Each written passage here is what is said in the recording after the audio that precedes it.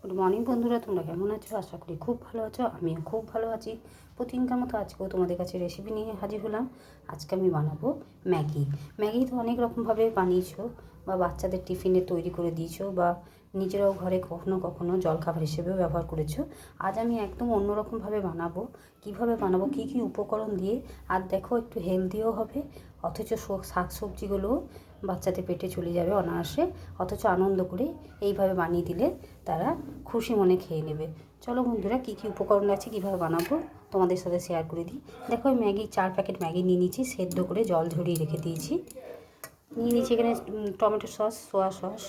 এখানে নিয়ে নিয়েছি মশলাগুলো, পরে আমি কেটে ব্যবহার করবো। এখানে খুব সামান্য পরিমাণে নুন নিয়েছি, যাতে সোয়া সসের মধ্যে নুন থাকে, সেই জন্য আমি সামান্য পরিমাণে নুন নিয়েছি। গাজর নিয়ে নিয়েছি, টমেটো নিয়ে নিয়েছি, এখানে ক্যাপসিকাম, এখানে পেঁয়াজ নিয়ে নিয়েছি, আদা গ্রেট করে নিয়ে নিয়েছি, গ্রেট মানে হাতে কুচোনো করে নিয়েছি, রসুন, কাঁচা লঙ্কা সামান্য পরিমাণে, এখানে বাচ্চারা খাবে সেই জন্য ঝালটা আমি কম দিয়েছি। তোমরা যেরকম খাবে সেভাবে দিয়ে দেবে। চলো বন্ধুরা, প্রথমে আমি কড়াইটা চাপিয়ে দিই। দেখো বন্ধুরা, কড়াইয়ে আমি খুব সামান্য পরিমাণে তেল দিয়ে বসিয়ে দিয়েছি। তেলটা গরম হয়ে গেছে, দিয়ে দিলাম রসুন আর আদা যে কুচিয়ে রেখেছিলাম সেগুলো দিয়ে দিলাম, হালকা হাতে ভেজে নেব। এরপর দিয়ে দেবো কেটে রাখা পেঁয়াজ। দেখো বন্ধুরা, এরপর দিয়ে দিলাম কেটে রাখা পেঁয়াজ আর কাঁচা লঙ্কা। এবার আমি একটু হালকা হাতে নেড়ে নিয়ে একে একে সমস্ত সবজিগুলো দিয়ে দেবো। আগে আমি একটু হালকা হাতে ভেজে নিই। দেখো বন্ধুরা, এরপর দিয়ে দিলাম কেটে রাখা গাজর আর ক্যাপসিকাম।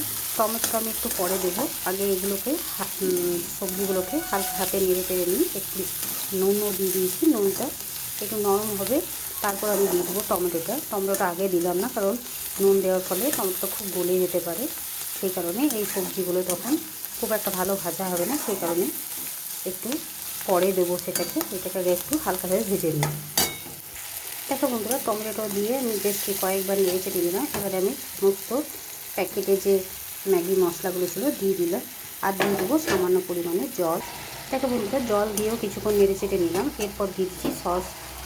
সসের মধ্যে সামান্য পরিমাণ জল দিয়ে গুলে নিলাম। এবারে এই সসটা দিয়েও কিছুক্ষণ নেড়ে চেড়ে নিব। দেখো বন্ধুরা, সসটা দিয়ে কিছুক্ষণ নেড়ে চেড়ে নিলাম। এরপর দিয়ে দেবো ম্যাগি।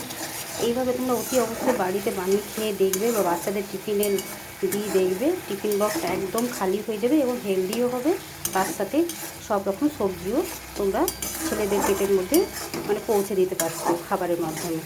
চলো বন্ধুরা, বেশি কথা না বলে এবারে আমি ম্যাগিটা দিয়ে দেবো। দেখো বন্ধুরা, ম্যাগিটা দিয়ে দিলাম। ম্যাগিটা দিয়ে এবারে খুব ভালো করে নেড়ে চেড়ে নেব হালকা হাতে।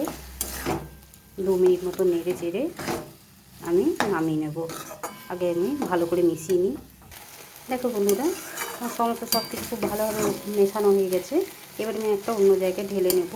আর দেখতেও কত দেখো লোভনীয় হয়েছে, আর খুব তাড়াতাড়ি সহজে হেলদি একটি রেসিপিও হয়ে যায়। টিফিনে জল খাবার বলো, সব কিছুই। এবার আমি একটা অন্য জায়গায় ঢেলে নিয়ে তারপর আমাদের কাছে ফিরে আসছি। দেখো বন্ধুরা, আমার রেসিপিটা তৈরি হয়ে গেছে। তোমাদের কেমন লাগলো অতি অবশ্যই জানাতে ভুলবে না। আর বাড়িতে একবার হলেও বানিয়ে বাচ্চাদের খাইয়ে দেখাবে, তারপর আমার কমেন্ট করে জানাবে যে কেমন লেগেছে। আর ভালো লেগে থাকলে লাইক, শেয়ার এবং চ্যানেলটিকে সাবস্ক্রাইব করে দেবে। আজকের মতো এতটুকুই। কালকে আবার অন্য কোনো রেসিপি নিয়ে হাজির হব। সুস্থ থেকো, ভালো থেকো, তোমরা আমার বন্ধু হয়ে পাশে থেকো।